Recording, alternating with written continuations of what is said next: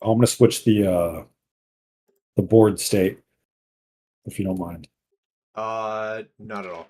Okay, cool. And it's finally Okay. capturing the actual game. So there we go. All right, we're back. Yeah.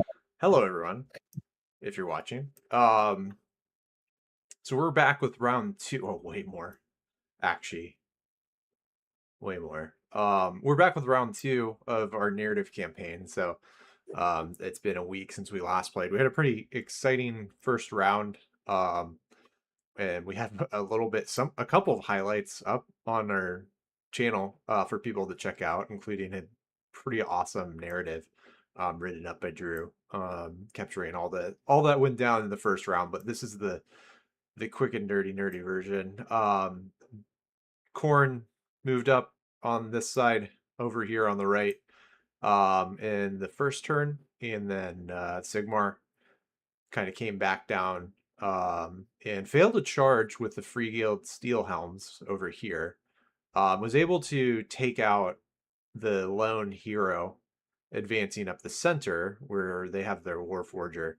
So that went pretty well. What did not go so well is over here on the right side, they advanced with Fusiliers and Gallants, and they were more or less annihilated by I mean, not less, definitely more annihilated by the Skull Reapers, and then the Blood Warriors, and then the Deathbringer all finished them off. So they're gone, and now we have a Battle Mage and Drew's custom character, Ignatius, Yeah. ready, ready to drop some fire over here. So score wise, it's 10-6. Neither of us were able to achieve our secondary objectives. Um, so yeah, that's kind of where things are at. Did you have anything to add? Sure. That is where things are at. Thank you for saying that the script was written by me without mentioning so humbly that you narrated it. So you're the one who spoke the voiceover and read the script greatly. If you guys want to check that out, seriously, the narrative portion of it is awesome. It's a really well put together video, and it captures the first battle round, I think, incredibly well. But yeah, dude, you're right. I'm nervous about, so when we talk about the flanks in the video, this is from the Khornate perspective is the way I did it. So when Yes. we talk about the eastern flank, that's from the Khorne side. So yeah, if you're looking from Adam's point of view, it's on the right side of the board. The western flank would be the left side of the board from his army's perspective. Right. So if you're wondering like what's where, that's the way I oriented it when we wrote the script and did the reading. And I am terribly scared for the western flank on my side of the board because I got two mages there with absolutely no shielding or screening at all. And there's a whole lot of bloodthirsty dudes on the other side of the field that are encroaching into my territory. So I got to get casting because I have really nothing to screen me on that side of the board. It's going to be brutal. And then I'm hoping on the western flank that these steel helms can do something between those two bits of terrain so that like my cannon and maybe my grenadiers can do something from the back line because oh boy, yeah, it's gonna be a rough round for me if I can't get some screens up or some spells off. That's what I'm planning to try and do this second battle round. Yeah, that sounds about right. I mean, like it wasn't a huge tactical well, I mean, it wasn't from a battle tactic standpoint, it wasn't a huge round on my end, but definitely removed a lot of units, which killing units doesn't win games in Warhammer, but if you wipe out half the other army, it's going to help you out in the long run. So um yeah. So anyways, okay, and we have the card over here, right? Yeah. So shows the Or Bloodstained Coast. What is it's three? I think the interesting one with this one is for the second battle round onwards, you score 4 victory points if you control an objective that was controlled by your opponent at the start of the turn. So we have to now take them from each other to score points. So right, um right. And I mean, that'll be great on the western flank for me because you control that point. Plus, I might be able to score a secondary with these two terrain pieces here if I can test them. So I might be able to get my first secondary on flanking Firestorm.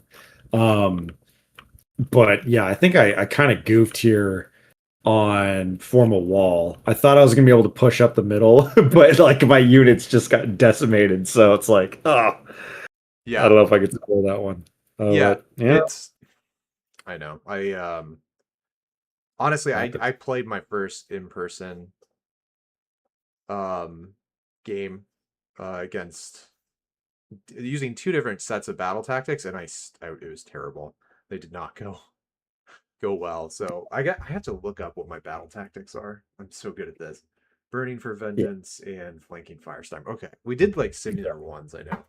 And I've got my yeah. battle Flanking planner. Firestorm may actually like with the two terrain here on the western flank. That actually this does present an opportunity for us because it's terrain pieces or an objective. So if we're contesting that, that gives us the opportunity to score that secondary. Yeah, Because I'm going to move my steel helms up there. We've been trying to charge into each other for a whole battle round and it didn't work, but it's gonna happen this battle round one way or another. yeah. Interesting thing too is the place of power. There's only one of them on this map, and the place of power is one. There's like two ways you can get rage dice. One is the place of power. Maybe there's more, but and the other is just to get hit by rage dice. So actually, like controlling places of power, I think is going to be pretty big this season because of that. That's something I was able to do in my other game that I played this week. So I have the slaughter priest there, but yeah, we're about to have like a real um, yeah, fight go down in the middle here that's been building up. So but yeah, we'll see how it goes. So I think We are, yeah. I don't. Sorry, I don't mean to cut you up, but the other passive way of attaining fury levels to then get rage dice is just at the beginning of each battle round, where the attacker gets one and the defender gets two. Right? Is that's still a way to get fury levels well, so for dice? that's how it starts at the beginning of the Oh, game. okay. Is you get so at the very beginning of the game, like if you're the attacker, I think you get two, and then defender Right. gets one, which I chose. I forget. I was yeah. Anyways, it's assigned that way. You got two, I got one, but it doesn't change round to round. So that's your fury level. The dice it resets. So we didn't use any rage dice, so we technically lost them, but we get a new Right. set like command points that we can use. That your fury level is what you really want change. So when you do the place of power, it ups your fury level by two and gives you two rage dice, which you carry on until you use them. So Ah, yeah, so until we like start, but like if you were to use two rage dice against me, then my fury level would go from one to three, and then I could use them against you. So you could do that until it maxes out at seven. Um, and so by the end of the game, or you can use them on like there's like a last ditch thing where you can use it to take points um off of that are allocated to your character off. But that one's I definitely think a last resort because you just lose the fury points too. okay. And that's the fight through the pain ability, right? Right. And it's like it only works half the time. Like it's a 50% chance for any point to get taken off and you lose Okay, the fury level. So you could really like I mean, it makes sense if you've got like a giant dragon or hero, like a centerpiece model you want to keep on the sure. board. Otherwise, yeah. So, shall we roll? Okay, Shall we roll? we shall. We All right, shall. Yeah, let's do it. let's do this thing.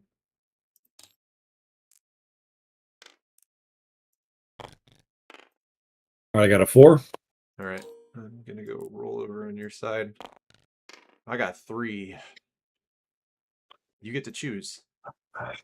Yeah, yeah. Um, wow. I don't think I even have the opportunity to try and decide to defend here. I think I have to go first, otherwise my eyes are going to get wiped out. Um, Yeah, I mean, right, because I think let me just check what the or what season the initiative does this season, if they changed it at all. Um, okay.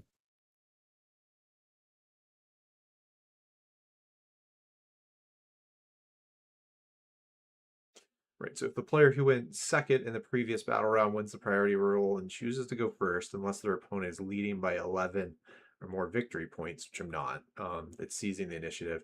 When a player seizes the initiative, their opponent always counts as the underdog until that opponent's basically takes a double turn. Um, and then you can't complete any battle tactics in the turn, which might be okay. Um, Yeah.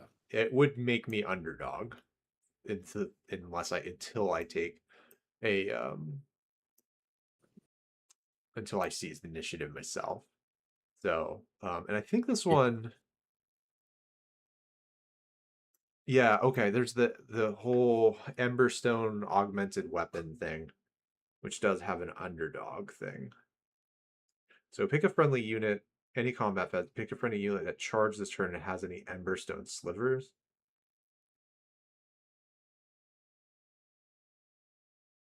Oh, we Yeah. haven't actually done that one, the whole Emberstone cache thing.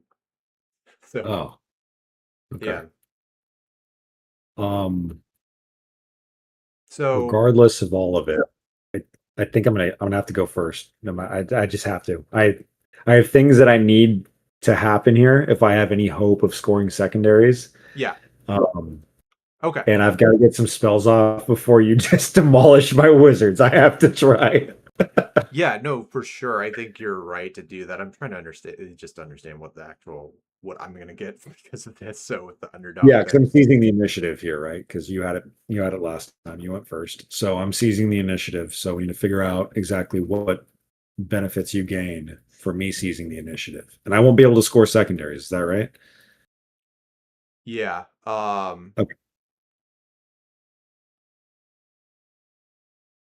Okay, so basically, like for any unit that contesting an objective you control to be the target, we can give them Emberstone slivers. So, and those are kind of like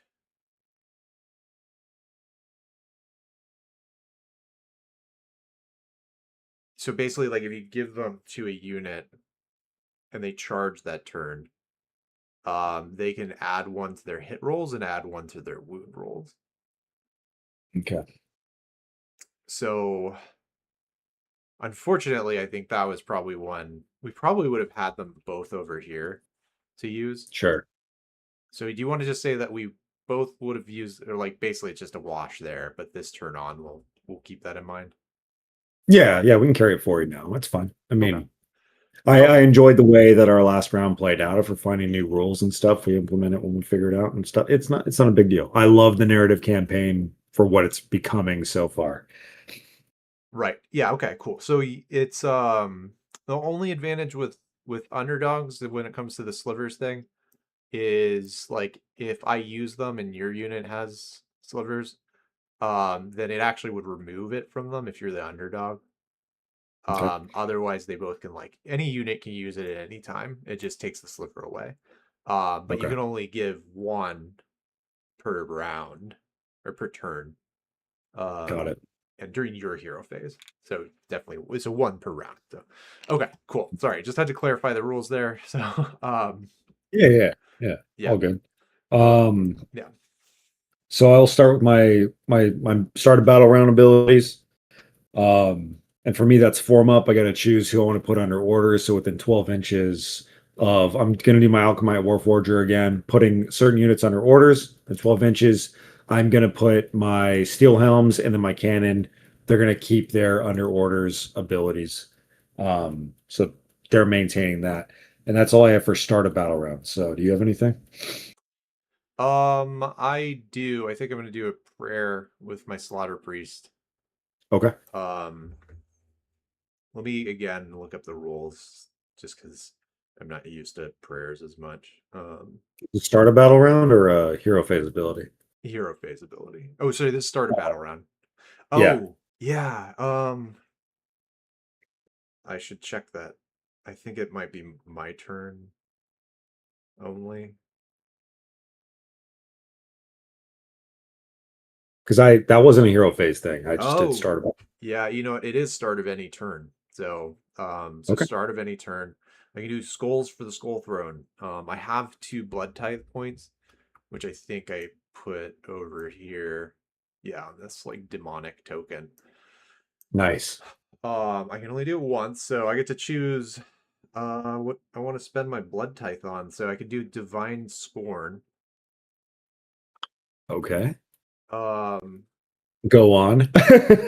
Sounds yes. gnarly. Yeah. Or punish the pacifist. They're both very interesting.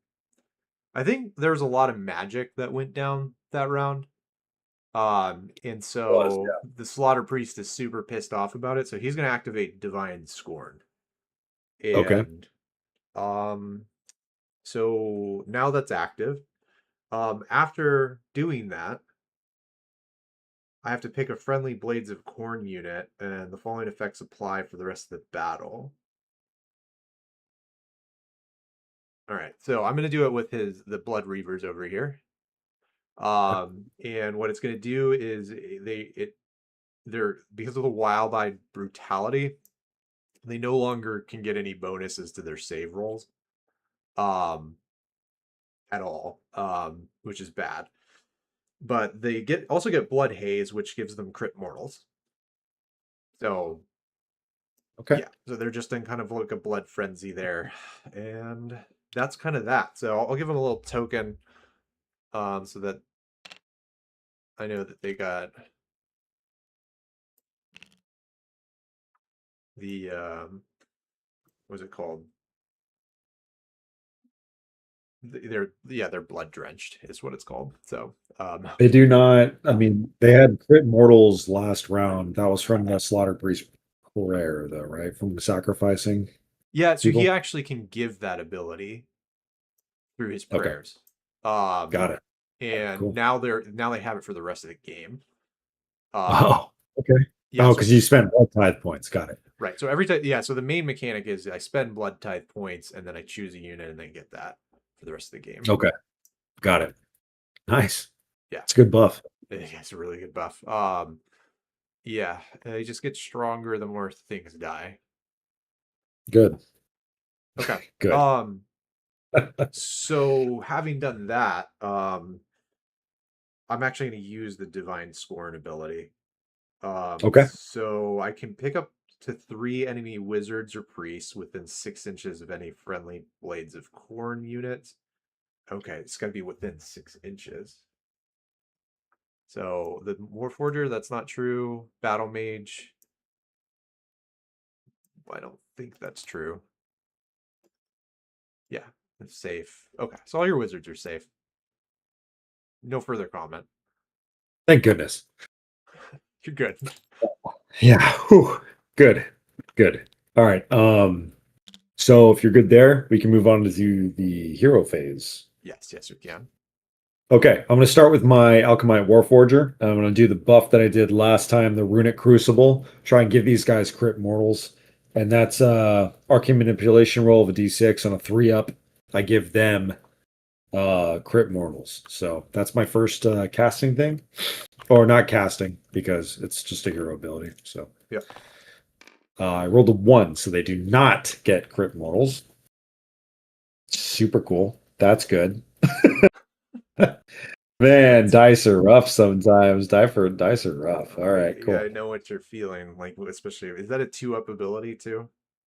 And that is a 3-up ability. So Oh, yeah, that's it's okay. It happens. But here's the spell or the hero ability I wanted to use, the Flames of Akshi, because your Deathbringer is incandescent from last round.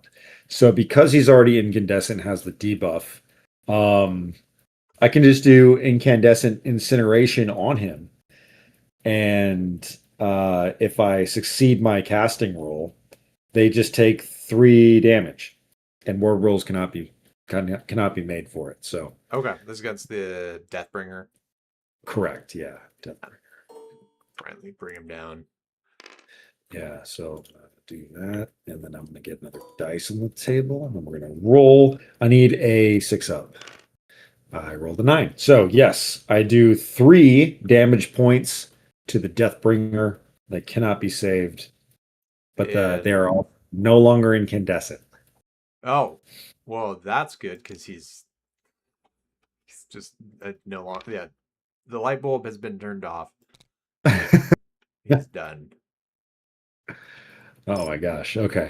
That that's helpful. I that paid off this round, unfortunately. I could have done a little bit more to try and kill him with the gallants that were up here last round to like try and take him off the board, but it's like he's incandescent. I can wait maybe to the next round, and then he just slaughtered my whole front line. I was like, oh, maybe I shouldn't have waited. Oh yeah, I mean, I didn't mean it to be a gotcha. He also has an end of turn ability that can just absolutely annihilate things too if they're still in Oh, combat. oh man. Yeah, Yeah, for it's like a rough. for an 130 point unit, he's pretty cool. He's just not very tough. So Yeah. Well, that's okay. I had to do something because this is going to get brutal. that is Absolutely brutal in a that minute. that is the general of the army too. So you just killed the general for what it's worth. Oh, well, that's nice. I'll take that. Um, let's see here. And I want to cast a manifestation is what I'm. So I'm going to try to get my burning head back up on the field. And Okay. again, this is a 2d6. I need a 5 up to succeed this roll. I got a 5. Thank goodness. Okay, you are more than welcome to try and banish it. I definitely will with that one. Because I get one with my priest because that's special Yep. ability that they have. I get a 2. That's you're Oh, good. The skull comes back. thank. Okay, so this is going to be the standard deployment where it has to be, I think, 9 inches away from enemy units. Mhm. Oh no, wholly within 12 inches of the caster. Yep, more than 9 inches away from enemy units. So I'm going to get the burning head up. I just want to check the distance here. So my guy is he's 10 inches away. So I can bring him right to the battle or to the line here. So that's where I'm going to go because my Anvil of Apotheosis Ignatius Valor casted it. So I'll put it here for now. And that is my hero phase. Do you have anything? Yeah, I was thinking about spending the command point to do a prayer with my slaughter priest, but um the the minus I guess I get 5 command points, which is nice. I guess I could do a rally. I'm gonna do a rally for the Blood Reavers. Okay. So I'll spend a point there. I think, do they have their musician with them still? Standard bearer. Oh, they do. He's got that horn there. So he's gonna blow his horn. They feel like super jazzed about it. And they're gonna get what is it, 6 normally, so they'll have 7.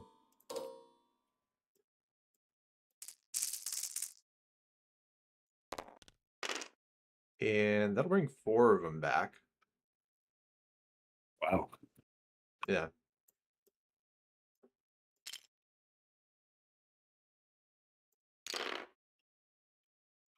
I guess they weren't so dead after all. No, yeah, yeah, for sure. They came back with a vengeance. Yeah, they just the cannon hit them in the chest and they like they kind of laid around for a second and they were like, you know what? There's still fighting to be had. So, Yeah, no kidding. all right. And okay, so that should be it for my hero phase. Oh, did you want to give your guy an Emberstone sliver? Um, what is it? I'm sorry. Can you repeat that again? What does it do? Yeah, Sorry. so once per turn, your hero phase, you just if you have a friendly unit contesting an objective that you control, you can give them a sliver. And then in combat, you can pick either to add 1 to the hit rolls for their combat attacks or to the wound rolls. Ah, And if you're the underdog and you use it, then your opponent, if they have any slivers, they lose them. okay. Well, I'm not. I own objectives, but I'm not contesting anything I control. So, um, yeah. Uh oh, is it? Contesting is when, yeah, there's another enemy unit on it, but you have it because of your CP, right? So, I actually would interpret contesting just to mean they're on it. oh, Like the unit has to be on it. A unit's always contesting a control point if they're within 3 inches of it. Um, oh, oh, interesting. there Okay. might be another unit. If it says that you need to have it with another unit contesting it at the same time, then that's a little bit different. But basically, it just means you're within range, but you're not in control, independent of being in control of it. Okay. Well, in that case, I will give it to Ignatius Valor then.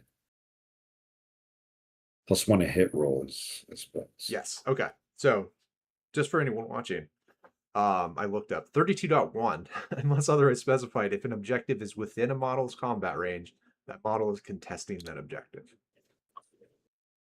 Perfect. Okay, so that's the actual thing there. I like that. Yep, that's the rule. +1 to hit rolls. It's a shard, right? Yes. Oh, okay. Shard +1 hit rolls. Got it. Got it for my Ignatius Valor. All right. Okay. Cool. Thanks for clarifying. That's good. Yeah. Yep. But yeah, so I think that should be it for the hero phase. Yep. Then I can go into moving, which is scary. Moves. I don't want to move. Okay. Yeah. Um, yeah. Let's do some moving. Okay. We'll get the steel helms up first, I think, is probably the best idea. So they have a 5-inch move. I'm gonna get as close as I can to you guys. So that looks like right. Let me do the ruler thing. Actually.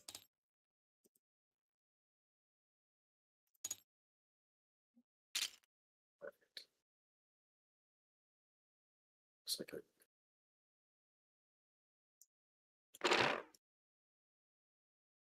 Yeah, we'll call it 3. about right. Perfect. Okay, so that's where they'll move up. My fusiliers, or no, sorry, my grenadiers will move up slightly as well. 5 inches.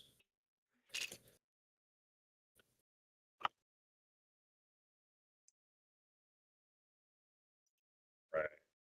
That is fine. My great cannon is going to move forward. He's got a 3-inch move.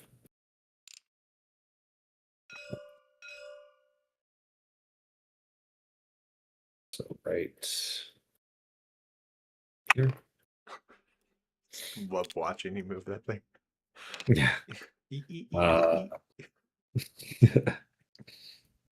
Warforger is a 5-inch move. He's going to move straight forward.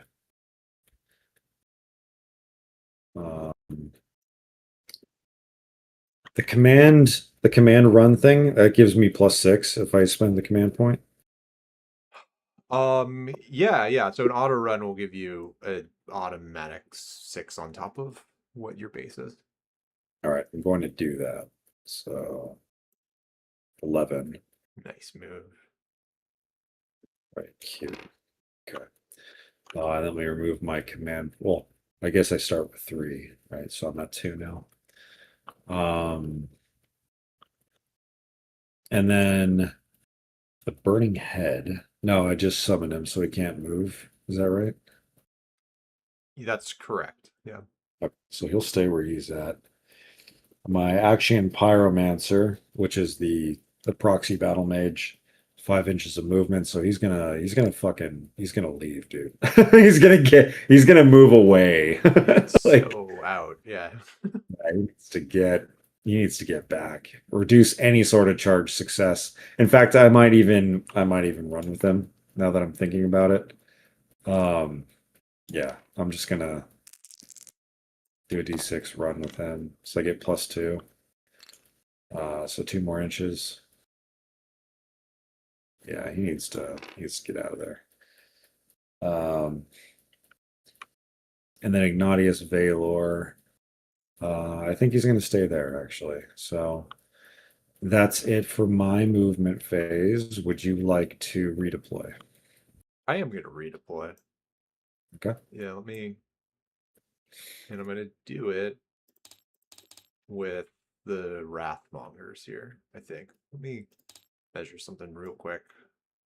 11, 10. Okay, so we'll do it with the Wrathmongers and see if this works.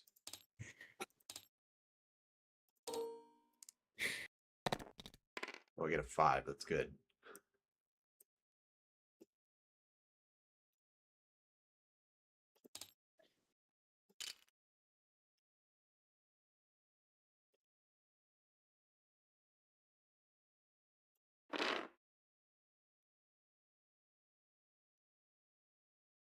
All right, so the Wrath, that is it for my redeployment.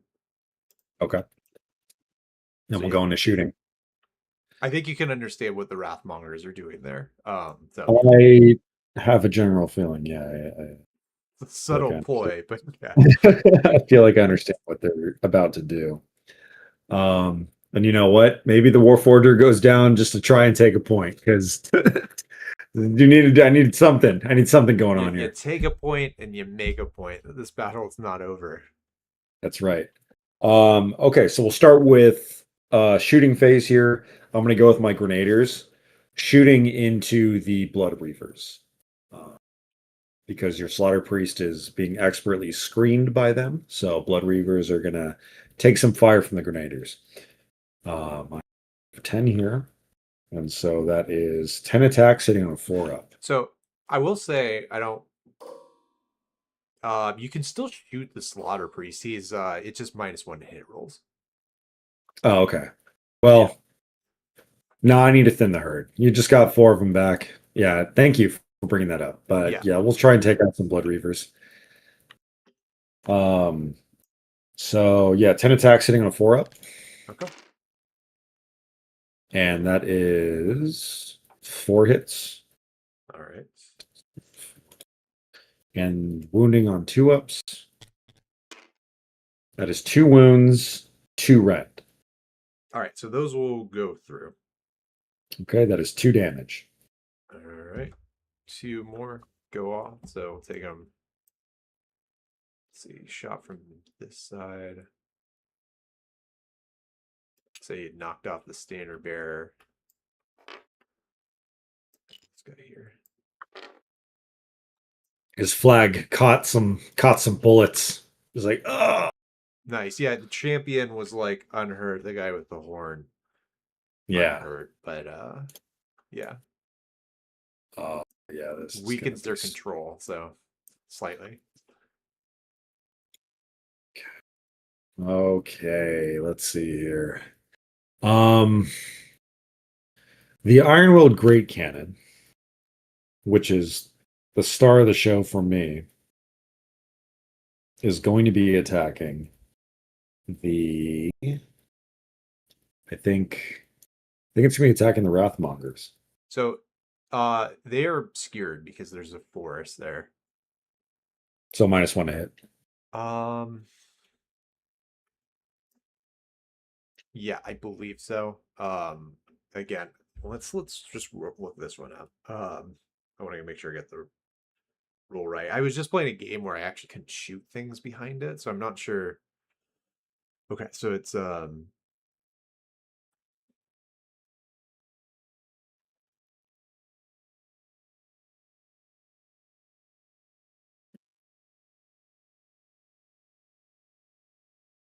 terrain. Here we go.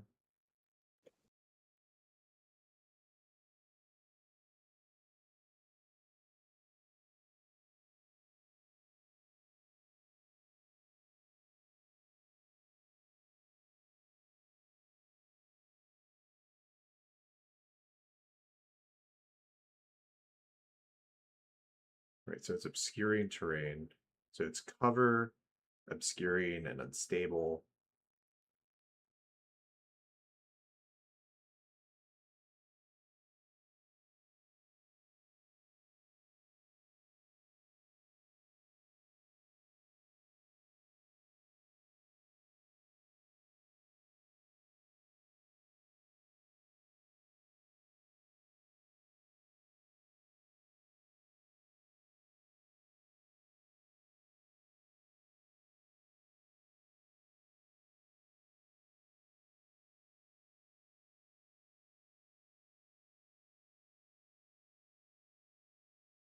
Okay, yeah. So it's just subtract one from the hit rolls because they're in cover technically.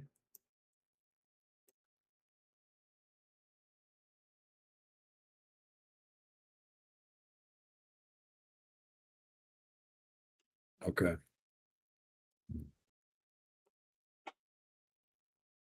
these the new ones? Because now I'm seeing that like there's updated rules saying that they can't be targeted. Oh, Let's see.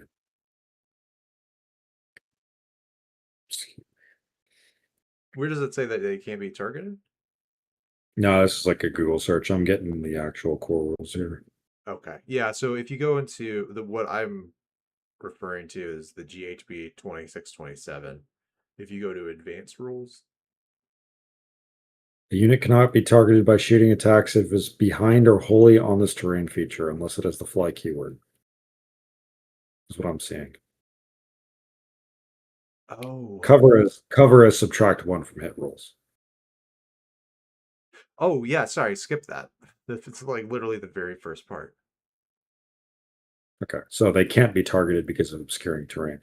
Right. Okay. Perfect. Okay. So that kind of makes sense to me. They're like behind a forest, so um Yeah, which is fine. Good. I'm glad we know that now because I'm going to target your slaughter priest. So, fair enough. Yeah, I was looking, he's actually quite close and not behind a tree. but no, I'm glad I know that now. The difference between just being under cover, which is the -1 to hit, and the obscuring, which now just completely because this is the forest. I know they're just green patches, but it's a forest. So good Right. to know. All right, so slaughter priest, we're gonna take some cannon fire, I think here, and yeah, 3 attacks hitting on a 4 up. So that's 2 hits, wounding on a 2 up. That is 2 wounds, 2 rend. 2 wounds, 2 red, and those will go through. Okay, so that's D3 plus 2, which makes it 2 and 3 plus 4. So that's 5 plus 4 is 9 damage. Okay, that will, and he does not have a ward, so the slaughter priest is gone.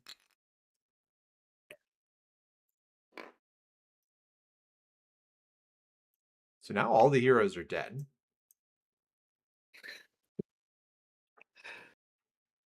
We're just in it, dude. We're in it. So there's that. They Yeah. you cut off the heads. Too bad I didn't pick that. Um, the last one I've got is the burning head is going to shoot into the blood warriors with its burning breath. So it has D6 attacks, which makes it 4 attacks hitting on a 4 up.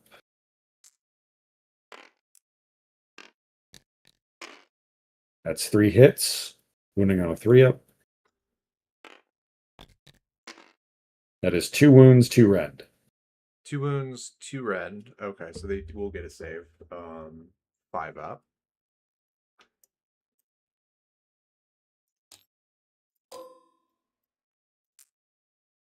All right, so one save, so one goes through. All right, that is 1 damage. All right, so they are gonna have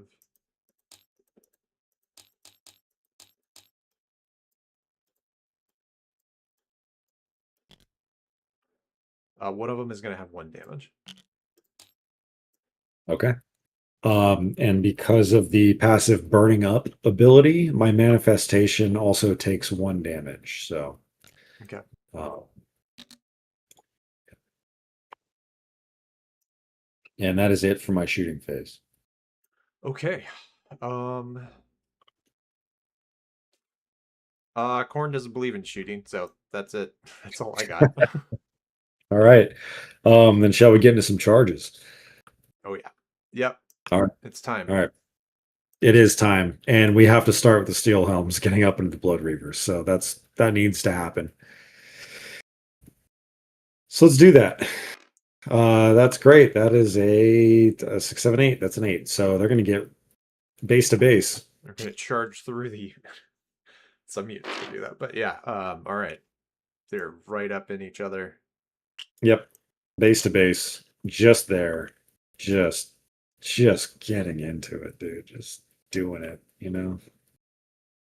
And they're actually the only ones that I'm going to charge with. So, All right, you're gonna keep your yeah, that makes all the sense in the world.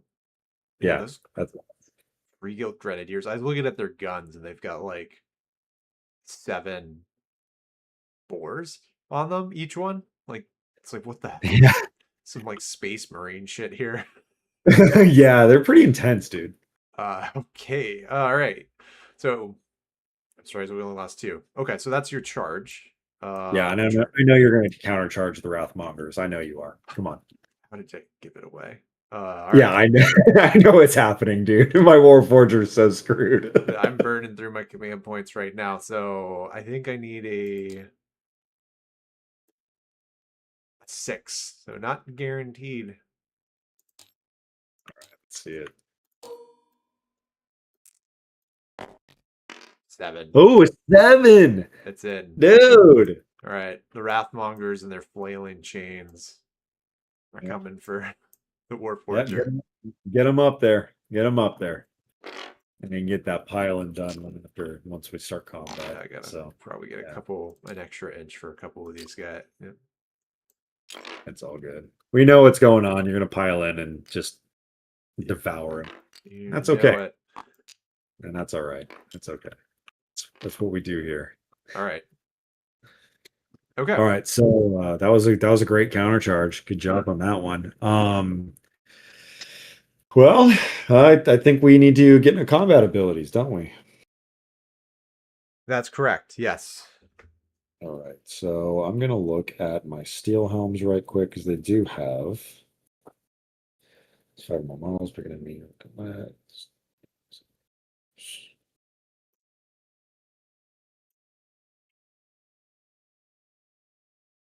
Oh, well, that's not great. I'm not fighting a monster.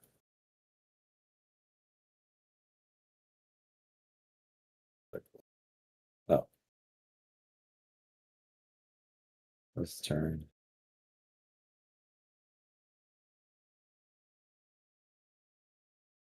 Oh, well, I mean that's cool. They're under orders, so that's fine. If I have more than 5 models within the unit of steel homes and they're under orders, they do like a taunt, so everyone has to attack them or pile in onto them. But given where they are, it doesn't really matter because come on. Yeah. Yeah. So anyway, that's a thing over there. But other than that, I think that's it, honestly. Yeah, I don't think my Warforger has anything. He does not. So that's it for my combat abilities. Okay. And then with my guys, yeah, nothing special about them other than just their crit mortals being active. Okay. Did you want to use any shard? No, that's only hero phase. Yeah. Okay. Well, Oh, no, good. I actually Good. could. Yeah, that's a fair point. Any combat phase, you can use them. Oh, Um, okay. so Yeah, there you go. I think I will. We'll do it. We'll give them an extra hit. Okay. Well, I haven't given them shards yet. Because yeah, so you have the shards. I don't have any shards. Yeah, my shard, I think now that I'm looking at it, I incorrectly put it on my mage in the back line for some reason. I don't know why I did that. But yeah, so it doesn't really help me here, which is fine.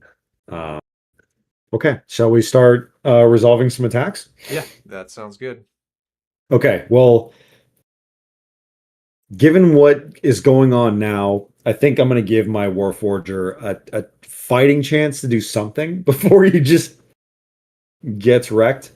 So he's gonna attack the Wrathmongers and do his best to hold his ground. Okay. So he's got 3 attacks sitting on a 4-up. He's got 2 hits, wounding on a 4-up. That's 2 wounds with 1 red. All right, 1 red. All right. So that's actually pretty solid. Yeah, so it's going to be a 6-up. But they do get 1 save. Okay. So that means 1 goes through, and it's D3 damage. So that's 1 damage goes through. All right, so they have 3 health each, so they're going to be all right for the moment. Okay. And that's all I have for his attacks. Okay. I definitely think I'll activate my Blood Reavers over here. So I'll do the pile Yeah, and move. it Just tracks. It tracks. get these guys up here. Probably like move this guy.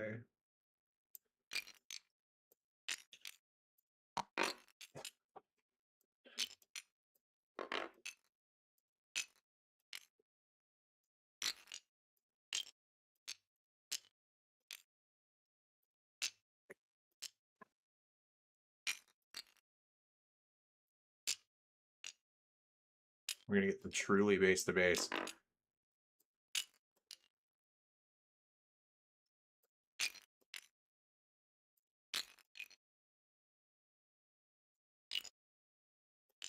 That's good. You want to get him in there. Get him in Yes. there. So that should get them all within range. To get the strike in. So I've got 1, 2, 3, 4, 5, 6, 7, 8, 9, 10, 11, 12, 13, 14, 15 Blood Reavers. They have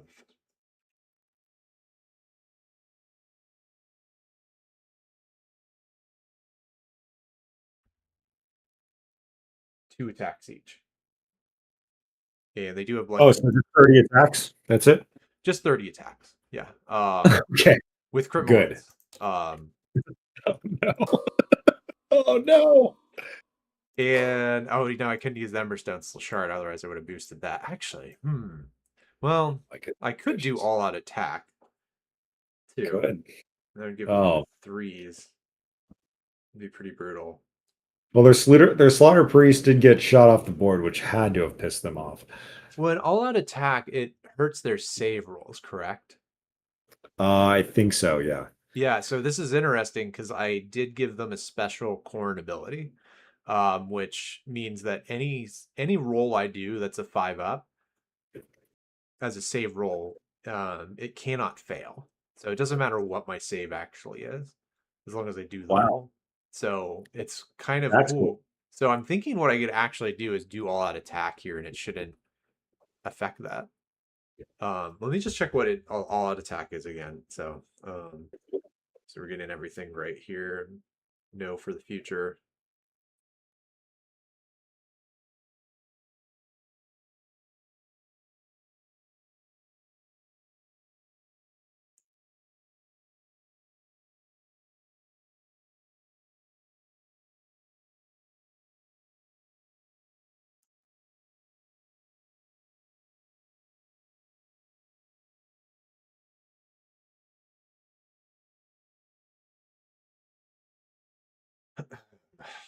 All out attack, yes. Add 1 to the hit rolls. For the rest of the turn, subtract 1 from save rolls for the unit using this ability. You know what? I might say that actually still would impact it, unless it's an unmodified hit roll of 5-ups. It actually might be. Yeah. Okay. Unmodified save rolls. So basically, they're immune to that. So I'm going to give them the all-out attack. I love that. Yeah. I mean, I don't like from a competitive playing a war game standpoint, but from a narrative standpoint, yeah, that's cool. Like, just do it, dude. Get Khorne's skulls for him. Get some Yeah. blood. Right. And that's a ability they added in the latest handbook. So as one of the free rules that they got, I'm sure probably because they want them to be like giving Blades of Khorne some buffs, but that's a pretty good one. All right. Yeah, So dropping that, these guys, so 4 of those are gonna crit. And then it would be 3s and 3s. So yeah, we're gonna take these ones off. It's pretty good. That actually, yeah, that was huge because I got 8 hits there with that all-out attack that I wouldn't have otherwise. Now wound rolls, and that's pretty good there. So, so that's gonna add another 6, so that's 10 hits at no rend. Oh, sorry. Do they? What? No. Yeah, they do have rend, right? Because it's the blood drenched thing. Yeah. Well, you had crit mortal too, didn't you? Did No, you that count was the those? crit mortals. Yeah. Okay. Sorry, they had crit mortals because of the blood drench. They don't have rend. So 10 hits, no rend. But you had crits on there, didn't you? Oh, right. Sorry, 6 hits. Okay. 6 hits, 4 crits. 4 crits. Yeah. Okay. So I'm rolling for 6 saves right now. Yeah, that's right. Okay. All right. 6 saves, no rend, saving on a 4 up. Oh, Oh, oh no. oh, 1 save, 5 wounds go through. by Sigmar. What just Yep. happened? Oh, right. So 5 go through. So that's gonna be 9 damage. Beautiful, because I have no ward save, and they have 1 health each, which Gross. kills 9 of them. Oh boy. Yeah. Let's see. 7, and then we'll go 8, 9. All right. And that is it for my activation. No, that was a pretty good activation. Yeah, that was I great. I have nothing else I can do. Oh, wait, no, I didn't attack my steel helms, did I? No, yes, right. They can Okay, struck so back. 2, 4, 6, 8, 10. 5 of them. That means 2 attacks each, 10 attacks total, hitting on a 5 up.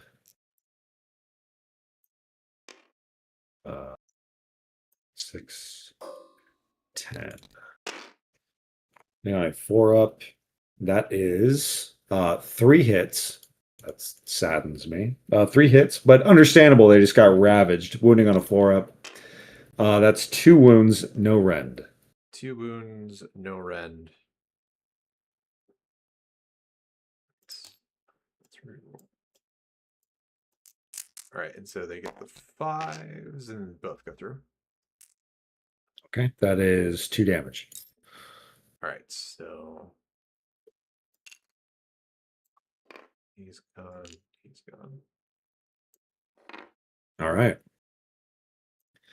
Now we get to see what the Wrathmongers do to my poor Alchemite Warforger. Yes. So 5 of them. Let's do the pile in for good measure. Champion. Dude, he only saves on a 5 up with no ward.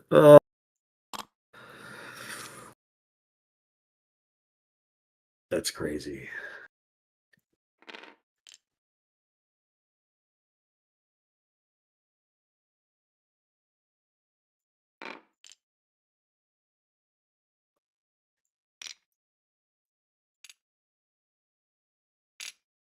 All right. So all those them should be in there. So they get 4 attacks each, hitting Okay. on 4s and 3s, and crit 2 hits.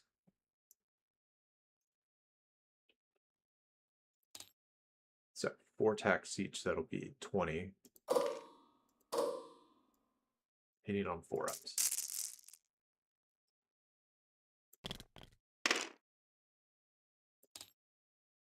And then these ones are crits, so that'll give an extra 2 hits. So wounding on 3s.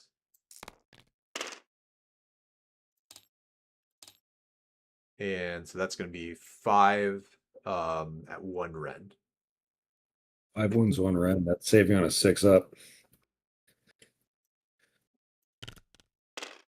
2 saves, 3 go through. All right, so that's 3 damage. 3 damage. 3 damage. Should I use this one?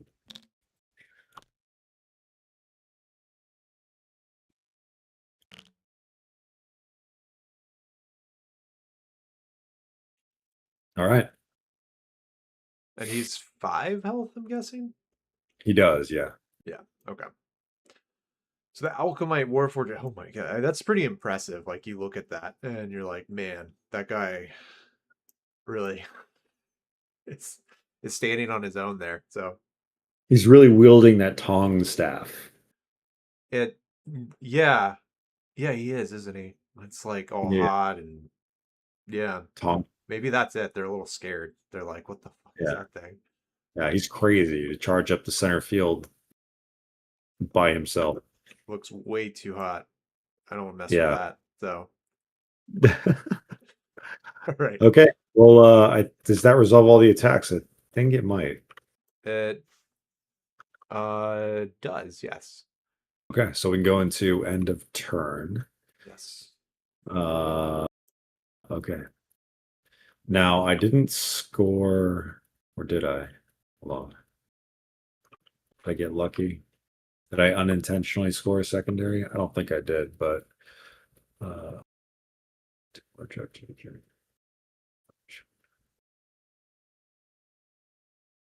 nope. And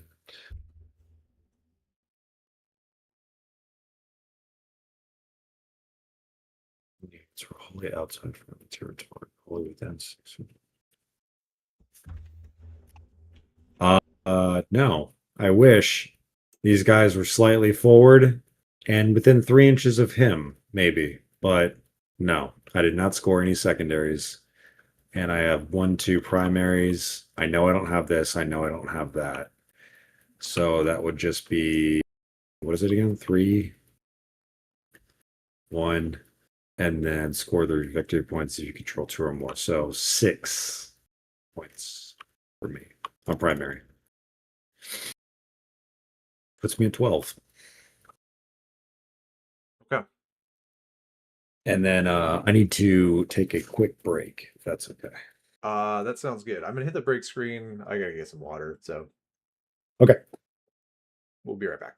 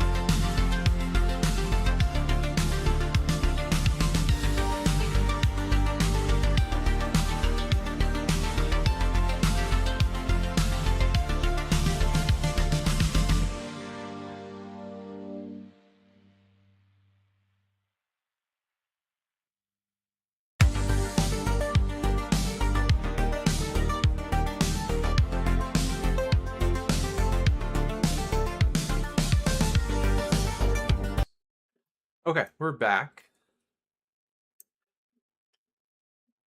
Yeah, we are. All right, and it is Khorne's. Sorry, not Khorne. The Blades of Khorne. I guess I also forgot to do this, but so I lost the Deathbringer. Um, so that'll be a blood type point. And then also the Slaughter Priest, another blood type point. So we're up to 4, although I spent 1 last turn. Um, right, because let's see, I took 2 of your units off the board, and then you took 2 of mine last turn. So I spent 1, so I should be at 3. Um, okay. So start of turn things is I'm going to spend my blood type points.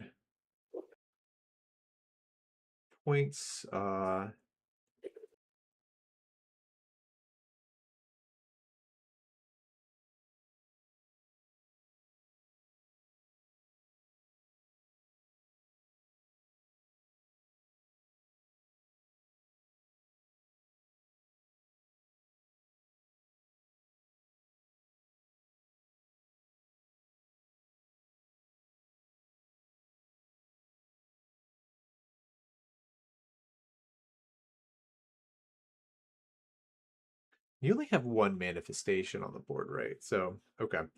Yeah.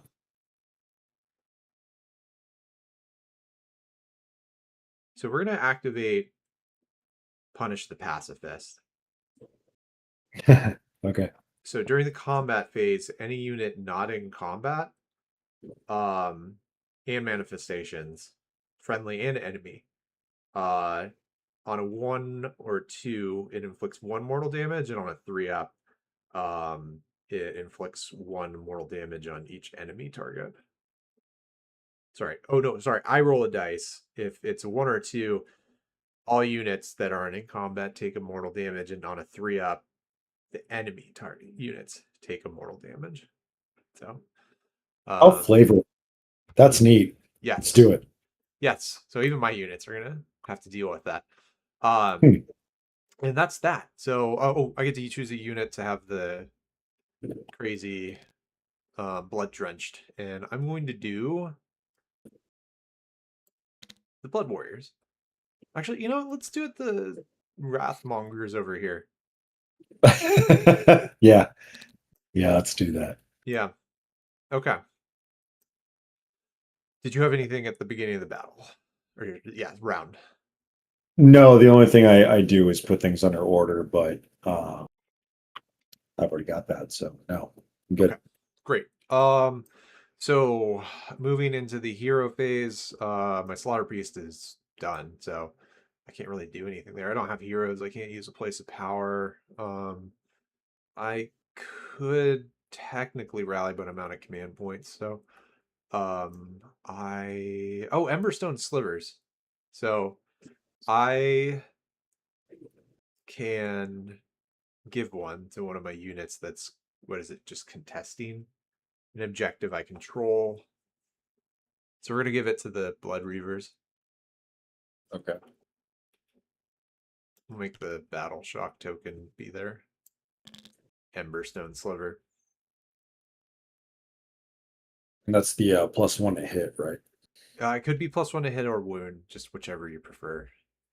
Ah, okay. You don't have to like declare it. You can just do it in the combat phase. You're like, I'm going to use it for this. Yeah, so the Emberstone augmented weapon um is activated in the combat phase. That's right. Got it. Okay. The hero phase, you give him the shard, you activate it in the combat phase. I'm tracking now. Okay. Yes. Yep. Yep. Okay. I think that's it. All right. Would you like to do anything, Wizard Man? Mm. Can I do the Emberstone thing as well on your hero phase, or is it only on your hero phase? Only on your hero phase. Then I have nothing. Because did you give yours to your I Ignatius gave back it to there? him. Yeah, I thought I was going to be a little bit more aggressive with him, and yeah, that was silly. I should have given it to like any. really anybody else. Like maybe the Warforger would have been good because no one else was contesting objectives at that time, but Right.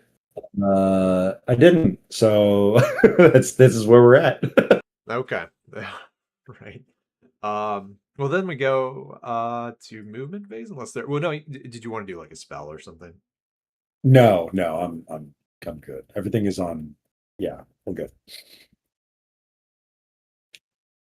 Okay. So I'm Yeah. looking up some of the abilities that I got. Or yeah, some of my battle tactics that I want to score.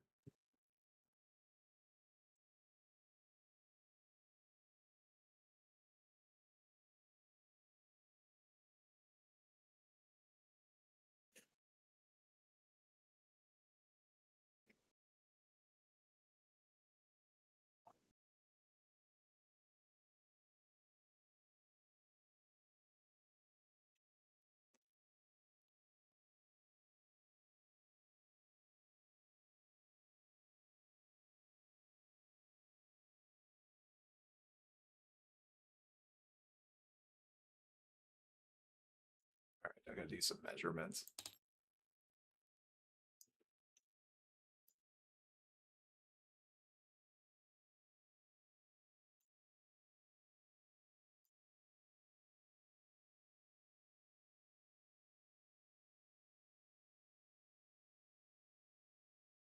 Oh, you know what? I should have rallied.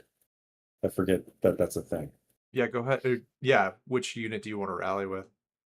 I was gonna rally my steel homes. Well, they have to be out of combat, so that's Oh, yeah, okay. Well, then never mind. yeah. Because that's the only ones I could do it with. Okay. Um,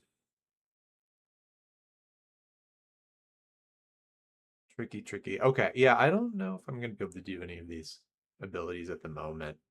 Or any of my tactics. I'll try soon. Soon we'll get to it. But yeah, for this one, I think they're just gonna fight. Okay, so movement. Let's get to moving some guys, people around. I mean, I suppose I probably could. I just would have to do something that's very uncorn like, which is to not charge, like just keep moving upfield. So I don't know. Is it? Yeah, no, we're just gonna do this thematically. So my guys over here, with their 5 inches, are just gonna move up and try and get within charging range. Yeah. Moving towards Ignatius. He is also the fugitive, so He is. He is the fugitive.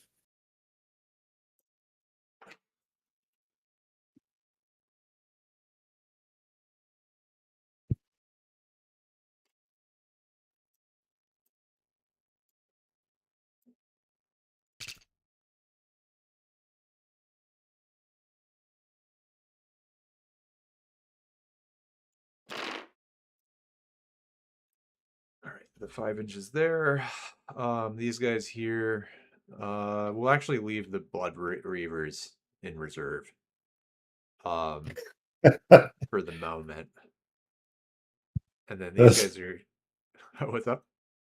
sorry, those blood reavers are just like they're like waiting in the forest. They're just like watching all this unfold in front of them, and they're just like, yeah, I'm just gonna hang out. Well, so Like, I think the deal here is I'm doing it because of the whole burning for vengeance thing. And totally. the problem with that is that it's like, with Khorne, like having them spread all over the battlefield doesn't, like that's why it's like with these guys over here, if I held one of them back, I actually would have scored the points there. But it felt like very anti-thematic. Hmm. So so if I were to try and like give a reason why these guys are doing what they're doing, it's they're searching for a guy who's all the way over here and they just don't know that. They're like turning over every rock or whatever. But Sure. it's kind of created a dilemma for me. Something Right. very No, tactic. Yeah, go ahead. I'm no, I'm just saying I'm not flacking you by any means. I just it's a little comical for like a Khorne army, like when all this bloodshed's happening across the field, like you have these guys that want nothing more than to kill, and they're like searching the forest. They're like, oh, we're trying to find something to kill, but like, Well, I get it. you know I'm what I not flagging any of your decisions. It's just it's you funny. know what I That's think all. I might actually do is we'll move them out of cover. I mean, it would actually be fairly difficult to get them into combat as it is. Well, maybe we can do that. We'll charge them in. And then if we can just clear out your guys there, then we'll be able to get the tactic eventually. Yeah, They it's just need just to finish stuff. maybe. Well, maybe I just shouldn't have said anything. Actually, Right. keep them in the forest. You motivated them. You motivated them. I'm just gonna keep playing it. Sorry, Uh, the game player in me was hung up on that dilemma. Thank you for clarifying that. So now they're oh yeah, no! Oh they're shockingly close to your unit. I mean, is that even like 3 inches the way I set them up? That's 4. Yeah, yeah, when you you put it cannot. that way. Okay. Well, that's my movement phase. Well, great, good. I am going to redeploy my great cannon. Um, I'm only going to move him 3 inches up towards the center over here, as close Oh, as I can get him. you get because Sigmar is weird. You get a dice roll for it with a redeploy. Do, do I? It's Really? just D6. It's not. It has nothing to do with their base movement. Oh, Yeah, we oh, played a game earlier and I didn't catch that one. It's yeah. So even if they've got 3 inches, if you roll a 6, you can move them 6. oh. Well, that's pretty neat. I had no idea. Yeah. Well, thanks for letting me know. I rolled a 6. Neat. Oh, man, grease Not that it's trap. entirely crazy. I wasn't trying to get him too far over. Um, but just right there, I think is really where Ooh, I just want more options. that cannon is going to be doing some work. Yeah, I'm gonna be certainly doing covering fire. And you know that's gonna happen. I know that's gonna happen. I'm gonna cover fire. Yeah, that's fair. Okay. Um. Yeah. Okay, so I that's the redeploy. So now we get into shooting. Haha. You go ahead and do your covering fire. Okay. So my goal here isn't necessarily to kill models, even though it is. What I'm going to attempt to do with the under orders is to slow a charge because these guys are going to inevitably absolutely annihilate my wizards if I don't get them out. Right. My attempt here is to slow a charge, and I have a 24-inch shot or range on my cannon. Um, and I'm really scared of these guys with the demon blade weapons or whatever they're called. Demon forged weapons, right? I think is what they're called. Um, Oh, so the Skull Reapers. yeah, I think I'm going to attempt to shoot them, and I know I get the -1 to hit, right? Because it's a recovering fire. Um, so I'm going to do that, and with the hopes that I can get relentless bombardment on there to reduce 2 from their charge. So let's see if I can get it. We'll do our great cannon. So 3 attacks, hitting on a 4 up, or sorry, 3 or 5 up actually, because of the -1 to hit. So that's 1 hit, wounding on a 2 up. And I don't wound. Great. Oh, No, no. it that's just a miss. Okay. Yeah.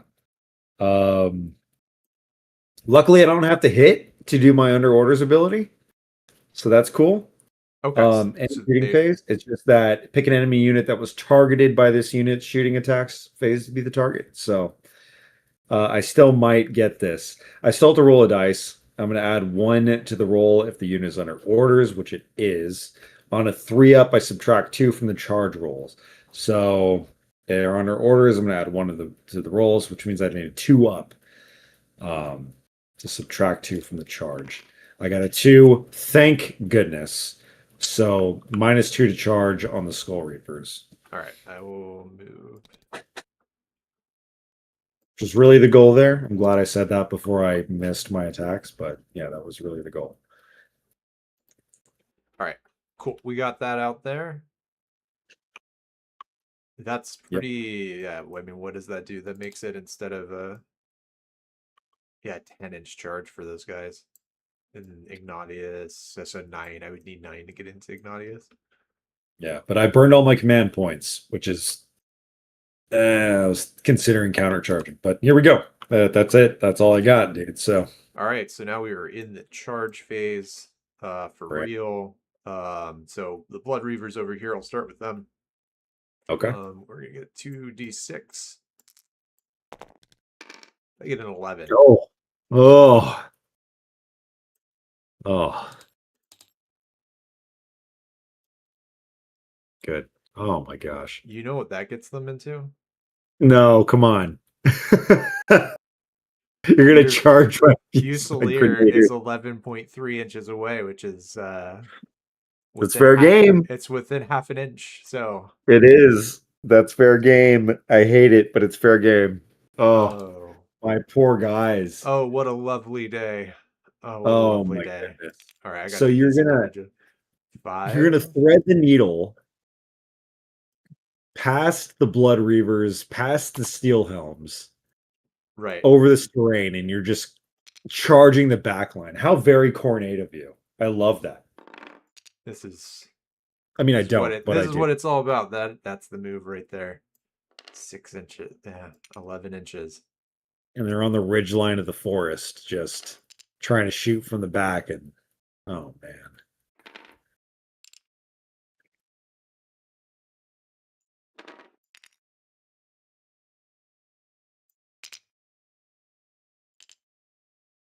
what a beautiful charge!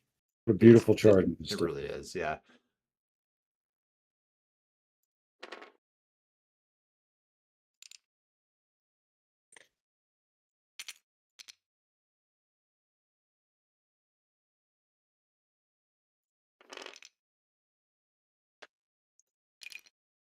You know, honestly, doing this stuff is so much easier in Tabletop Simulator than like Yeah, doing it in real life. Because I actually like, in a way, doing the measurements like this yeah, because it just feels more realistic. right, But it's right. it's pretty painful to do like on the tabletop, especially for your opponent. So it's like, Oh, like measuring out the angles of like how many inches I can move this direction, then this direction, then this direction to go like anything that's non-linear. yeah, exactly. It's Yeah.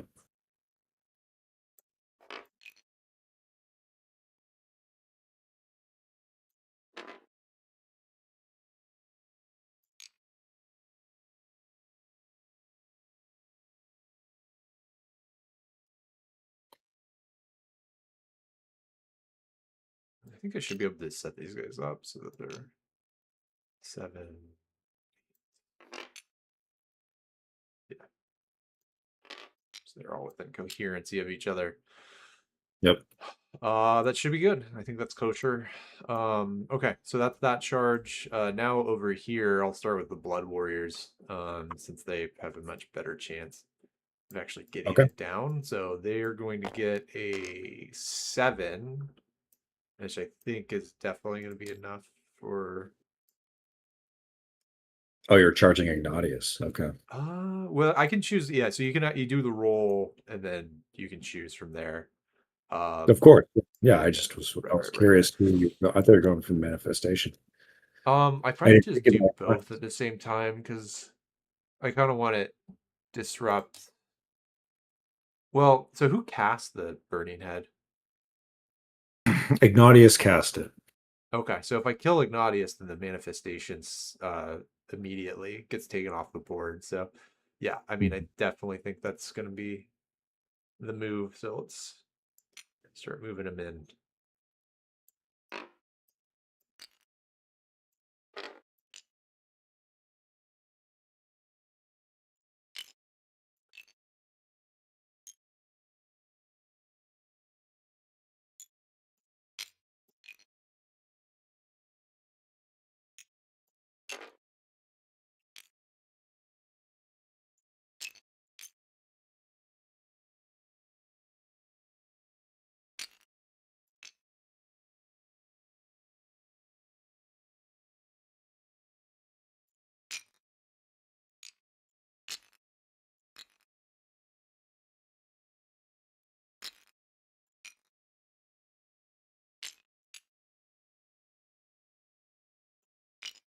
All right, and that's the Blood Warriors, and then the last thing is the Skull Reapers.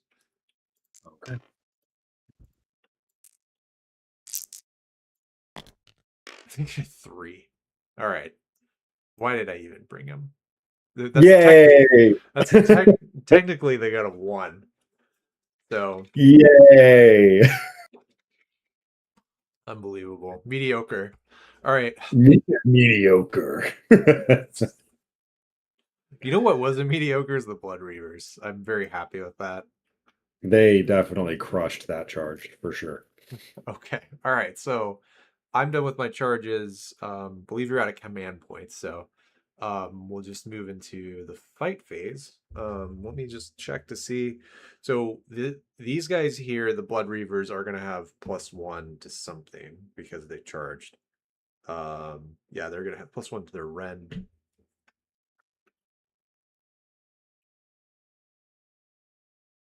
Okay, so this maybe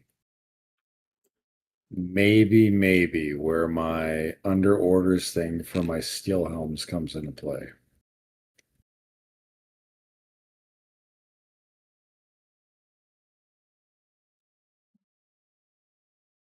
Oh, do I have 5 more models? I do. Blood Warriors. All right, so this is an objective I don't control, so they're gonna have a 5-up ward this turn. Okay.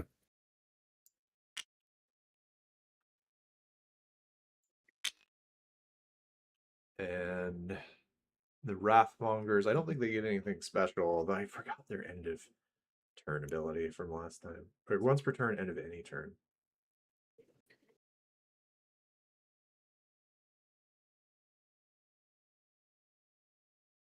Okay, we'll do this next time. Yeah, they've got the Wrathmongers have a cool thing where a unit in combat with them, the end of the turn, they choose them, and then that unit has to use their weapon against either themselves or another of their friendly units. It's because they drive people crazy. So, okay, so that's that. Blood Reavers, Blood Reavers. Oh,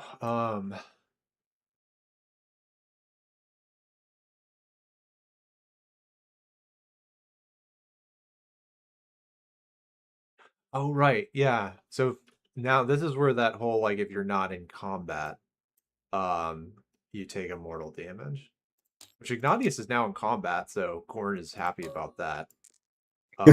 Yeah.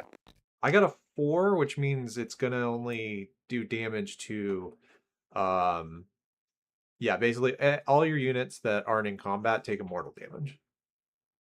Take a mortal damage. Yeah, it's just 1. Okay, can it be ward saved? Yes, I believe so. I don't think I have any wards. I'm just double checking. I do not. Okay, so they're just going to take 1 mortal damage then. Um,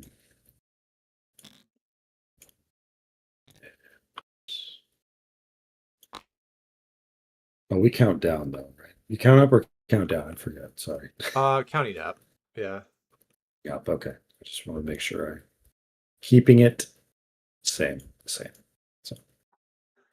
excuse me. Okay. Cool. All right, and that's all I got. Okay. My combat ability from my steel helms is going to come into play here.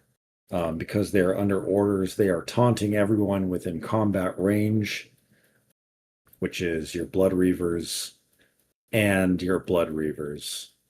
So everyone within combat range must pile in to that target and they must make their attacks on this target. So I'm calling all the Blood Reavers to essentially slaughter them because I've got 5. It says 5 or more models. I can use this if they're under orders, which they are. And I'm going to try to call these Blood Reavers back to save some Grenadiers from absolute destruction for maybe a turn. So how does it work with the pile-in thing? Like, do they have to do a pile-in move, or just that it only can go towards them? Okay, so I'll read it. For the rest of the turn, if this unit is in combat with a target, when the target is picked to use the fight ability, this unit must be picked to be the target of pile-in moves made by the target. All attacks made by models in the target's unit within this unit's combat range must target this unit. Okay. Um, okay, so right, their attack. The biggest thing there is just the attacks have to go to them, but their pile in also would have to go their way. That makes sense. If you were to pile in, yeah. If you were to pile. Probably would, because if they're yeah, if they're gonna max out, does it? I wonder if it still applies if they're. Does that say anything if that unit is eliminated? It does not. So if they're eliminated, I mean they're not taunting you to fight them. Right, So like if your Blood Reavers in the back line here, in the right, southern line, if they killed all these steel helms, then that ability doesn't just it doesn't make these Blood Reavers up here have to pile into nothing or right, from attack. So I right. would imagine if they're dead, then that's just a null ability. Right. Okay. All right, let's just play it that way then. That makes sense to me. And Because it's only otherwise if I'm there's like, five or more models. So I mean, five or more models to activate the ability, it doesn't say that it remains. Like if you kill one of my steel helms, it doesn't say that it continues. So if you make it four steel helms, then I don't think it continues on. okay. All right, well, then we'll see how this one plays out. So, Yeah.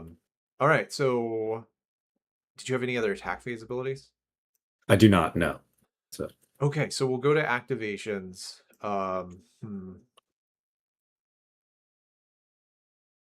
I kind of want to just go after your battle mage here, although I don't know if he has like much in the way of being able to hit back.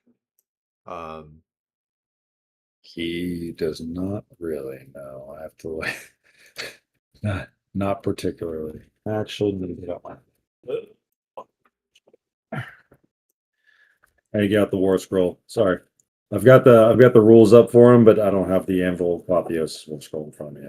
okay, it's fine. Yeah, I think I'll actually go over here. We'll do the Blood Reavers against the Free Guild Steel Helms, and then we'll do the pile and move to start.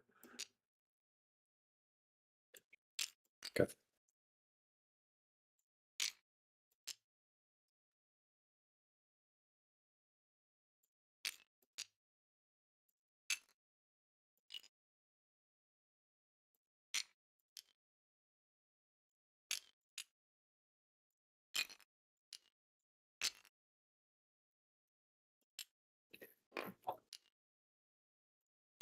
I'm getting it up right now though, cousin. Oh, you're looking up now. I'm just getting the war scroll. I just had to open the battle tome. That's all. Okay, yeah, you're good. All right, so let's see what we got here. All right, I've got it. Okay. They do have their sliver that they can use, so which I will use to give them +1 hit for this. 6, 7, 8, 9, 10, 11, 12, 13. And then they've got the crit mortals, so they get 2 attacks each. So they're gonna have 26.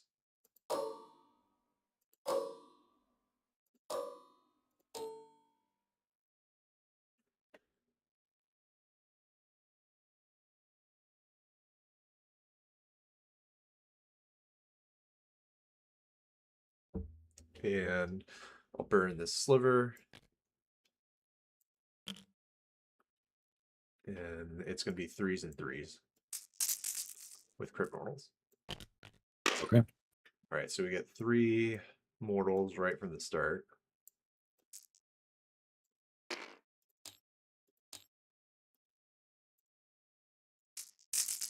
Threes. All right, and then so we have 8 more uh wounding at no rend. Uh, 8 wounds, no rend on my Yes. steel helm. Right. Yep. Okay. This is saving on a 4-up. It's 2 saves. All right, so 9 goes through. Okay, damage. 9 damage. Yep. 9 damage. That takes them all off the board.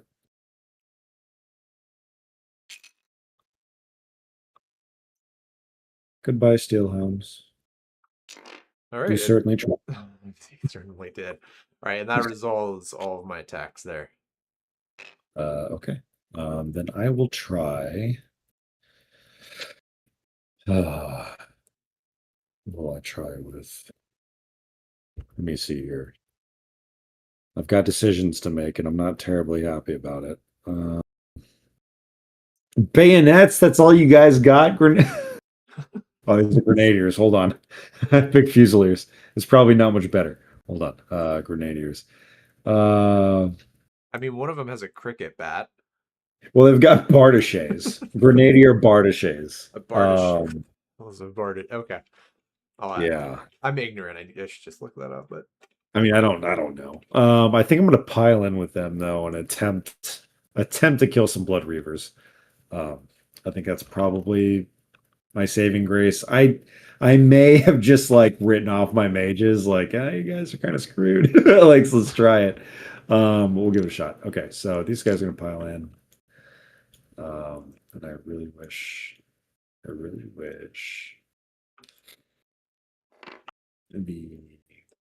come on.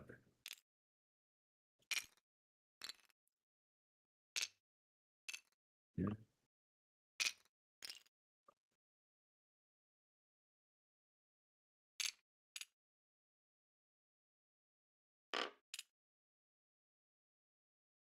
I have to fix his base.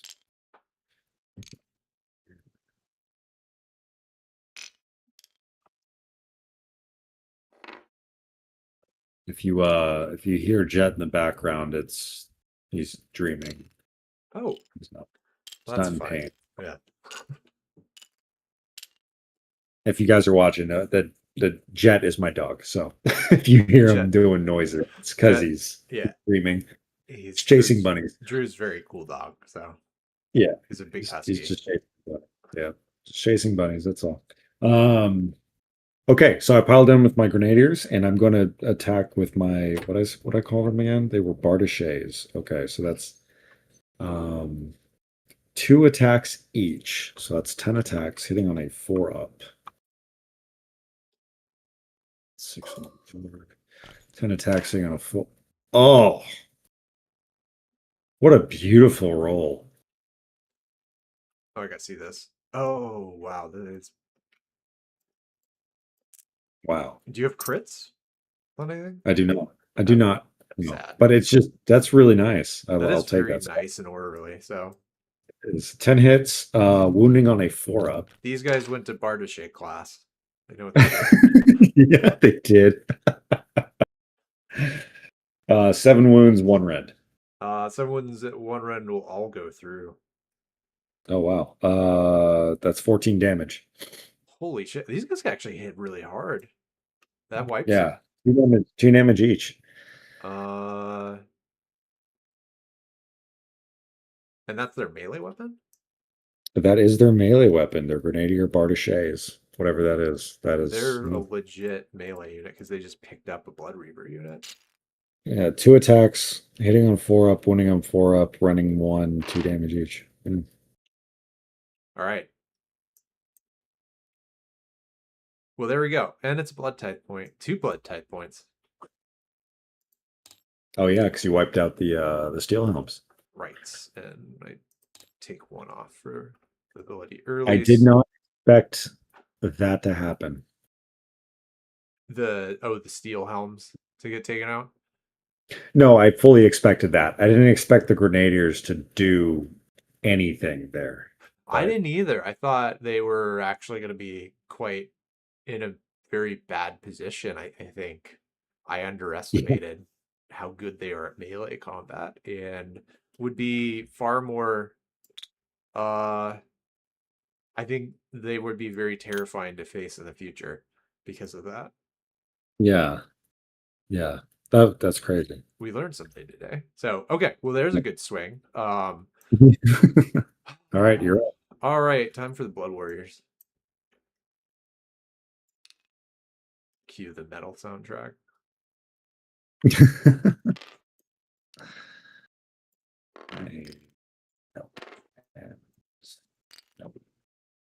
So this guy right here, this Cinder Gout, which Yeah. is the dude, the flamethrower, he's got a really cool end of turn ability, but they have to be contesting a territory where you can like pretty much flamethrower stuff and do mortal damage. But you have to be contesting terrain on him. I'm Oh, just looking at it, but it's a pretty cool like narrative thing. that is cool. Yeah. But sorry, okay, slaughter my mages. Yeah, I'm gonna try and like not Cosmo. I'm not gonna try and do anything other than just finish your guy. I think one of these guys is probably gonna get left out, sadly. What do you need this? Yeah, yeah. He's just gonna be like kind of like fighting to get. We can get like right here, can Yeah, he? I Like can like this guy could have moved you're over. wasting it, right? It's just like But it's like the run to the litter thing. Like he just can't get in there to join the fun. He's out. I'm calling it out. Um, what about right here? well, your manifestations. Well, yeah. I mean, I guess he could technically. Because if What? his base Oh, is on it. then it would be an issue with coherency.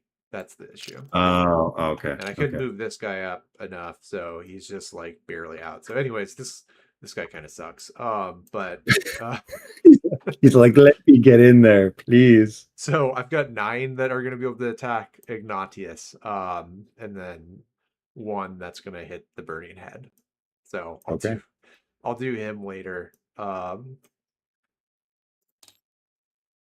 right, let's see the 9. So what are the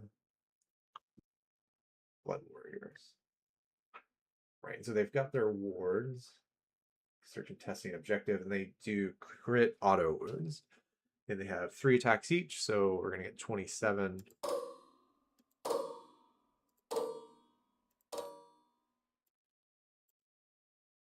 And that's 4s and 3s.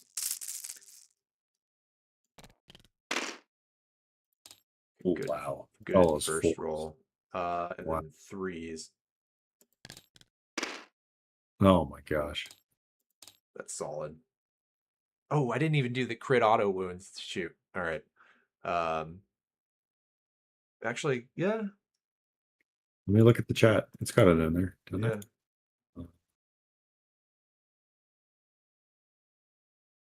Fours, threes, two, one, two. Did I not get any 6s? You had a lot of fours and fives. I thought you had some sixes. Yeah, it didn't. It would have probably. Oh, you can do a last 5 rolls button.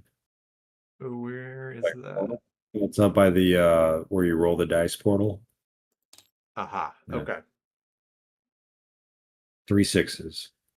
Three That's what you sixes. just got. Okay, so I would have. So I'll redo the roll for the wounds. Well, looks at Um, yeah, over here. Okay, so the one before that was 2 sixes. You just got 3 sixes. You had 2 sixes before. I had 2 6s before, and then how many did I have that were 4 up, other than the 6s? So how many You 4s and have 5s? 8 fours, 7 fives, 2 sixes. Okay, 8 4s, 7 5s. So 15. I'll re-roll those ones if you're cool with that. Yeah, whatever you need to do. Yep. And then so this one will be wounding on 3 ups. Okay. Okay, so that is 9 plus the 2 auto wounds, so 11 at 1 rend. 11 at red. That's 9, 10, 11.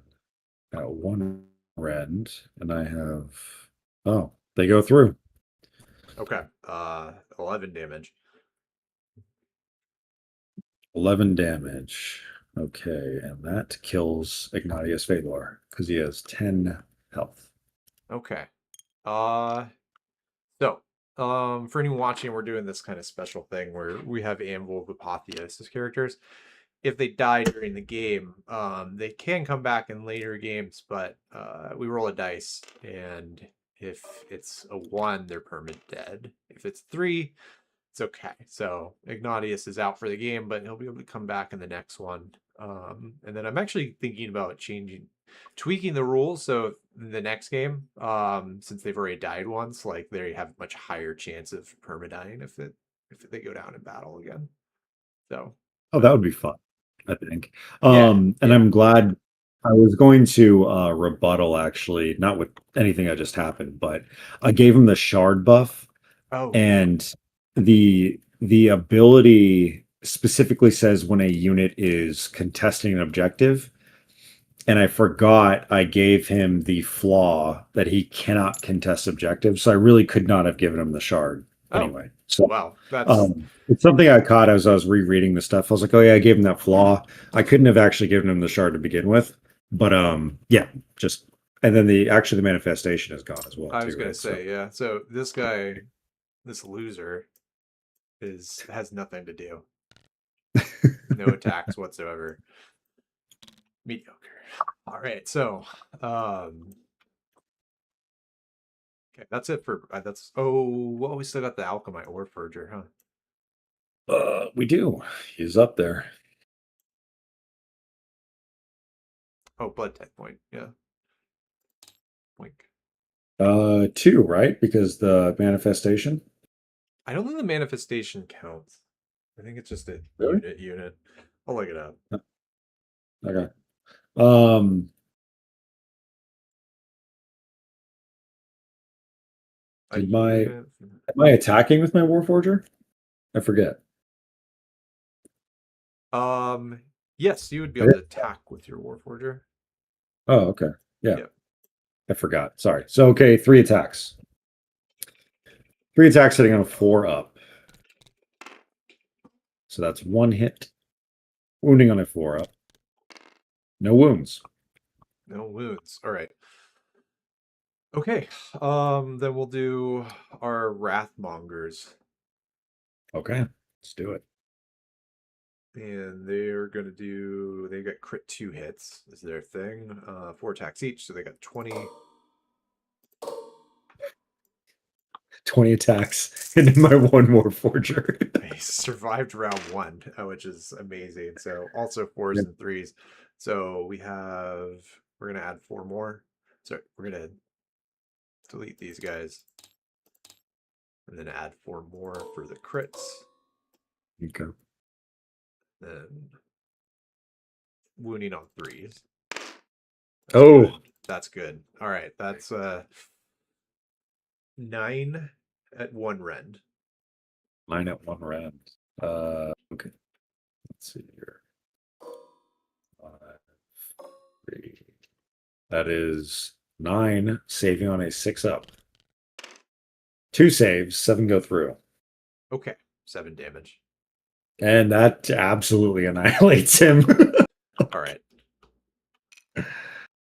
Blood type. Goodbye, War. Dink. We've got more blood type points than I'm ever going to use in this battle. In like 2 rounds, too. Yeah. Well, we called it. We knew this round was gonna be a bloodbath. It certainly is. Yeah. Those grenadiers. Oh, I mean, I can't believe that was awesome. Never I seen it. can't believe they did what they did. Yeah. Oh, a lot of heroes dead though this round. That's good. A lot. Okay. Well, that's it for combat, huh? Yes, it is. Yep.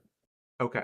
So I'll count my points. I did take your back objective there, so I think that gets me the full 10. Um, actually, yeah, well, yeah, because I didn't need the. You only have one objective left, so I'm gonna have to take that the next turn if I want a full 10. So primary, I'm up to 20. And I'm pretty sure I didn't get any of the objectives because I need to have 2 or more objectives or terrain features that I control more than 6 inches from friendly territory. So I have 1. Yep. Actually, is it possible to even get another one? Yeah, I mean, because it's terrain features too. So, and Oh, you have to like that back the here. unit Okay. just needs to be more than 6 inches away is the part that confused me before. So like I could get this one, but I would just need to put my unit 6 inches away on that objective. Ah, okay, I get you. So you just have to be on the back half of this. Right. So these ones straddling I can't touch. The forest I can't really do. This one, the forest back here, and this one back here I can take. Um, Got it. and the other one is I need to do the 3/4. I killed the fugitive, but that's the weird thing about the flanking firestorm is um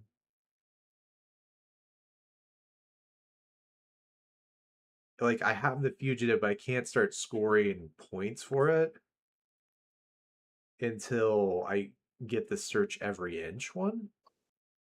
Oh, right. Because the That second one is only if there's no fugitive, right? right. I was playing someone on Friday who was talking about that.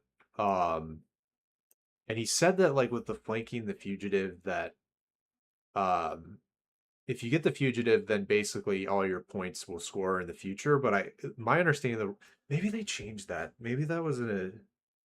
He seemed fairly confident that was the case. Huh. So let me check what the current rule is. Burning for vengeance.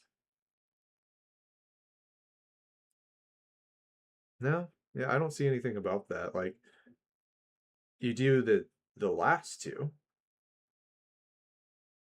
Yeah, if you kill him, you get the second two secondaries on that one, right? right? So what that basically means is like the next round I need to like move my guys to search for a fugitive that's already dead, which So is the the guys in the back line just didn't get the word. Like, right. That was kind of what, like I kind of was alluding to earlier, which is that like it put me in a weird position narratively where it's like these guys would have helped if I held back these guys too and like had them sitting here. But I don't know. Also, like, I want a lot of board control. So even from like a strategic standpoint, I could say like, hey, like as long as I could score that 1 point, I basically got a guaranteed two for the last two rounds. But if I don't, um, from a secondary standpoint, it really probably hurt my chances in the game. yeah. So, anyways, which is to say that I didn't get any secondary. So it's still just 20-12. Okay. Yeah. So, um, yeah. So that's the end of the second round. What a game that was. How are you feeling? I'm feeling uh I don't I don't know what I'm going to be able to do, but I've got a little bit of time to think about it. I think I'm more curious about how I'm going to write this script for what just unfolded Right. because there's so many really crazy things that happen in one battle round. I mean, so many heroes died. Both of our Anvil of Apotheosis characters are dead for this game. And there's a lot of really fun narrative things I'm thinking about in my head. So, um, yeah, I'm gonna get to writing because I have some ideas. But it's exactly the amount of bloodbath that I anticipated this game would have. So I'm very happy about that. Right. Yeah, and I'm curious your thoughts on like whether I mean we could talk offline about it too. But about having a surrender mechanic since it is narrative series. Right. Um and I think it probably makes sense like depending which faction you're in. Like I don't know if Khorne, I mean people like Blades of Khorne they'll run. It's not going to make Khorne happy, but they'll do it. And then they've got to like go to the Brass Citadel and shame or something. So thematically, I can see why it'd be the case. Like we're using the battle scoring system from Scourge of Akshi because it's new, and then also, if it did go 5 rounds and it was like a close battle, but I guess maybe I'll give that some thought on like it would be cool to kind of do our own custom surrender scenario. Although the units aren't really persistent in the sense that I don't know. Yeah, because I could think like maybe you have the opportunity to surrender early to save some units, but you have to take like a debuff in the next game or something like that. Like there can't just be like, hey, I'm losing, so I surrender. There has to be some consequence, narratively speaking, that would make sense, I think. Right. Yeah, like the I know that I did have like a buff system in place for like if a unit does survive the battle. And I mean if a unit withdraws, like I don't think one, I would say like if you surrender any unit that's in combat would not be able to retain their buffs. But if you surrender, like I feel like a unit that so like your grenadiers just wiped out a Skull Reaper unit. I believe one of the buffs would say that that unit now has a buff against Skull Reapers or against Blood Reavers for the rest of the campaign because Right. they're now experienced in it. Um, and by the same token, like if a unit takes 10 damage and survives, if you were to withdraw after they're out of combat, I guess the idea would be that they like train up and now they're a tougher unit who've seen battle. And so they stay calm. And so their first, like their hit is better the first round they're in combat. So I think we do Right. that. Like maybe that would be a nice surrender mechanic, which is like if you wanted, you could try and win the game as it is. I'm not assuming that I'm going to win, but like you could try and win um, but if you wanted to withdraw for any of the units that aren't in combat, which you've got three right now, um, they would be able to keep their experience because the points reset. You're always going to get 2,000 for the next battle, right? Mhm. So I kind of think that would make sense because it gives a reason why someone would want to surrender other than just thinking that they're not going to win, you know? Right. Yeah, we'll definitely talk about it offline because there's a lot of really good, really for me, it's like when I'm writing out the whole campaign here, the chronicle, it's like what makes most sense strategically. And the cities of Sigmar aren't so heated and hard-headed that they're like, no, I'm going to charge into battle. They would strategically retreat, I think, especially if Ignatius Valor is down and my Alchemite Warforger is down. I think it makes a lot of sense. But we'll talk about like the rules implications and stuff like that. Right. Um, Yeah. So which is to say for anyone who's watching, like in our this is how we work have come up with the rules for this campaign is we just like talk them out and all that. But we'll probably do some more there. And I don't know, we'll see if there is like a surrender in play, then we'll talk about it the next stream. So yeah, yeah. All right, cool. So on that note, I think that's gonna be it for tonight. Yeah. yeah. Yeah, it's getting kind of late over here. So, for anyone watching, thanks for checking out the channel. We've been streaming on Saturdays at about 9 Pacific. So come drop in if you want to check us out playing live. And then we take what goes down in these battles, and then Drew they did an awesome job writing up the first one and into a narrative script, and then I do the voiceovers for them. Then we put together like a nice little video that people can watch or listen to and sort of get like a narrative description of the battle based on what happens here. So, but it all starts with us actually playing the game on the board. So, and then we are going to finish this one, and then we got two more battles to go, a 2,000 point match and then a 3,000 point match to see who wins the campaign between the two sides. All right. Yeah. Um, I mean, it's I'm stoked to see what happens at the 2000 point game. Like we had a lot of infantry going on in this one. it did. Uh, Yeah. it's gonna get even crazier. I have Oh, a yeah. feeling. Oh, yeah. There's going to be some cavalry involved, I think. Yes, Yeah. percent.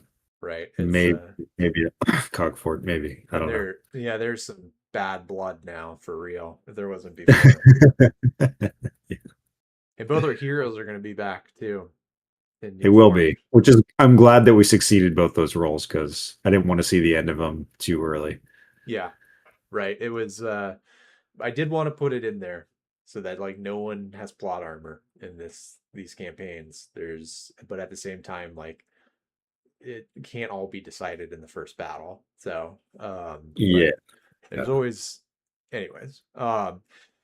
Okay, all right. Well, with that, for anyone watching, thanks for checking out the stream. And then drop a like and subscribe if you like the stuff. We're trying to put out stuff every week. So, hope to see you guys in the future. Bye now.